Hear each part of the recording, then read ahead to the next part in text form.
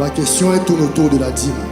Pour un couple où l'homme et la femme sont saignés sur la dîme et que la femme décide de ne pas donner la dîme et que le mari est le seul on va dire, qui a le salaire dans la maison, est-ce qu'il peut décider de ne pas révéler tout son salaire à sa femme et donner la dîme et le reste s'occuper de la maison?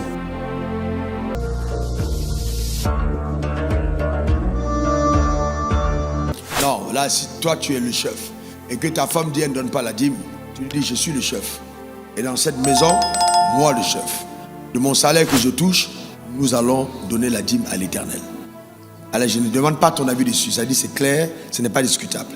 Parce qu'il faut bien comprendre que quand on a l'autorité, tu expliques à ta femme, mais si elle s'entête, la maison va être frappée de malédiction par toi, par ton chef. C'est toi qui as le dernier mot, ça te revient. Donc maintenant tu dis à ta femme, voici ce que j'ai, mais bon, je suis le chef de la famille, j'ai décidé, j'apporte à l'Éternel la dîme. Simple. Ce ne sont pas des choses sur lesquelles tu vas aller cacher, à dire à ta femme, tu vas cacher sur ton salaire pour donner à Dieu en cachette. Non. Et puis maintenant, prie dans le secret en disant, Seigneur, apporte la conviction à ma femme. Qu'elle-même commence à voir comment la pluie de Dieu descend sur la maison et qu'elle capitule après en disant, ah oui, mon chéri, tu avais raison. Tu avais raison, nous devons aimer l'Éternel avec nos avoirs. C'est important. Mais en tant que chef de famille, c'est important. Maintenant, je vais plus loin. Vous êtes deux dans une famille. Parce que ça, c'est plus récurrent. Vous avez votre salaire en tant que chef de famille. Vous avez votre femme qui a un salaire. Maintenant, elle décide de son fait de ne pas donner, elle, de son salaire, sa portion d'alliance à Dieu. Voilà. Mais comment vous faites dans ce cas-là? Bien, vous savez, même que vous êtes un, la femme, laissez-lui la liberté même de se tromper.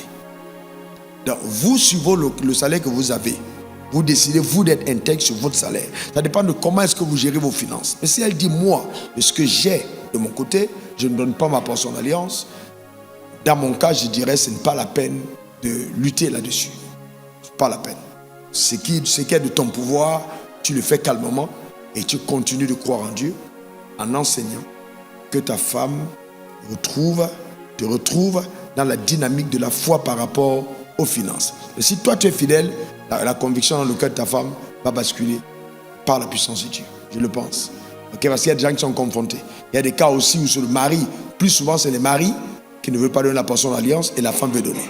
Parce que la femme connaît l'insécurité dans laquelle la famille va se trouver.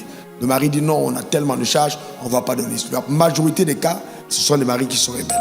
C'est rare en ce qui concerne ce domaine que ce soit plutôt les femmes. Généralement, ce sont les maris qui sont rebelles à ce principe. Dans ce cas-là, comment une sœur fait? Elle prie. Elle prie simplement. Parce qu'elle prie en disant, Seigneur, vraiment, il faut apporter la conviction.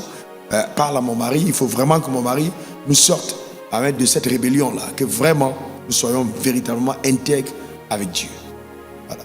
Elle prie. Mais tout en gardant une bonne attitude à l'égard de son mari. Et toutes les fois que l'occasion se présente, toujours revenir comme en disant, chérie, je pense que ce principe, nous devons l'honorer.